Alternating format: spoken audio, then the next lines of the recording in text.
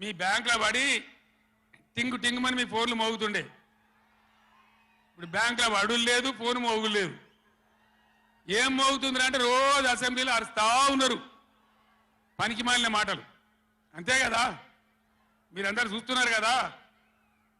ఏం భయపడకుండా ఏం కాదు, మళ్ళా మనమే వస్తాం, అన్నీ చేసుకుందాం, ఏం కానీయం తెలంగాణను. ఈ మధ్యలో కూడా వీళ్ళు దుర్మార్గం చేస్తే కొట్లాడదాం, పోరాడదాం, మన హక్కుల కోసం నిలబడదాం. రే ఆగురాబాయ్ ఆగో, ఏ ఆపా రాజశరెడ్డి, అరే ఎవడాడు ఈ సభరా బాబు, ఇది మన సభ కాదు ఇది. ఎందుక పిచ్చోళ్ళాడా?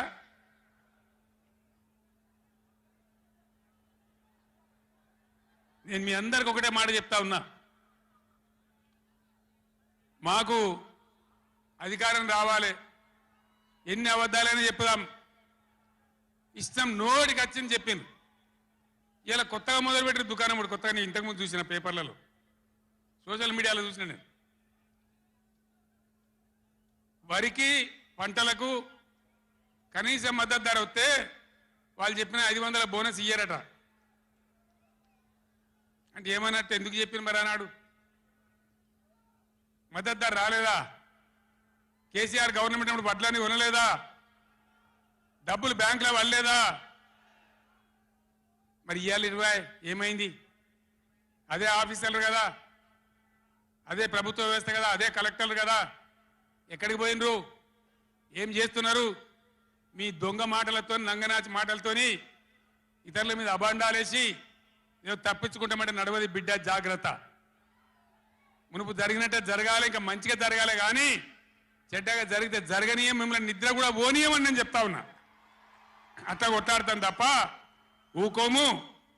కృష్ణా జలాలలో, అటు గోదావరి జలాలలో తెలంగాణ రాష్ట్రానికి రావాల్సిన సంపూర్ణమైన వాటా వచ్చేదాకా బీఆర్ఎస్ కొట్లాడుతుంది.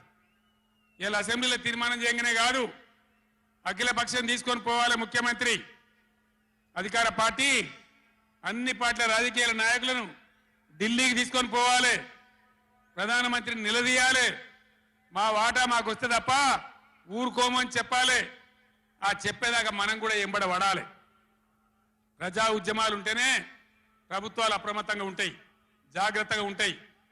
కాబట్టి ఈ దొంగ నాటకాలు మానుకొని పాలమూరు ప్రాజెక్ట్ ఎట్లా చేయాలో ఆలోచన చేయండి, మంచి కరెంట్ ఎట్లా చేయాలో ఆలోచన చేయండి.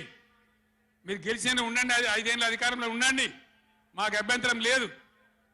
వాస్తవానికి నేను 24 ఏళ్ళ కొట్లాడబట్టి దమ్ము లేకుండా ఒక పూట కూడా లేకుండా చేసిన. సరే అపోజిషన్కి వచ్చినాం కదా, 4 రోజులు ఆరాం తీసుకుందాం అనుకున్నా. కానీ ఏం చేసిండ్రు? నల్లముఖం పిలివై చచ్చిపోయిన ఎలకని పట్టిందట. గవర్నమెంట్కి వచ్చుడే కృష్ణా నీళ్ళను ఉంచబోయి కేఆర్ఎంబీకి అప్పచెప్పింది. కట్ట మీద మొత్తం రిజర్వ్ పోలీసులు ఉన్నారు. ఇప్పుడు మంచినీళ్ళకు కూడా సిప్పబట్టి అడుకోవాలి. శ్రీశైలంలో కట్కాన్ చేసి కరెంటు ఉత్పత్తి చేయాలంటే వాడిని అడుకోవాలి సిప్పబట్టుకొని. మనకున్న అధికారాన్ని ఉంచబోయి 9.5 ఏళ్ళు నేను కాపాడినా. నన్ను కూడా బెదిరించారు, కేసీఆర్ ని గవర్నమెంట్ తీసేస్తాం, రాష్ట్రపతి పరిపాలన పెడతామన్నారు. పెట్టు దమ్ముంటే చూద్దామని చెప్పిన నేను, కానీ చెప్పలే. మా మీద కూడా మస్తు ఒత్తిడి తెచ్చారు. ఎప్పటికప్పుడు లెటర్లు రాసుకుంటూ బోధన చేసుకుంటూ పార్లమెంట్లో మన ఎంపీలు మేము కొట్లాడి ఆపినాం, కానీ చెప్పలే. ఇలా వీళ్ళు చెప్పిండ్రు.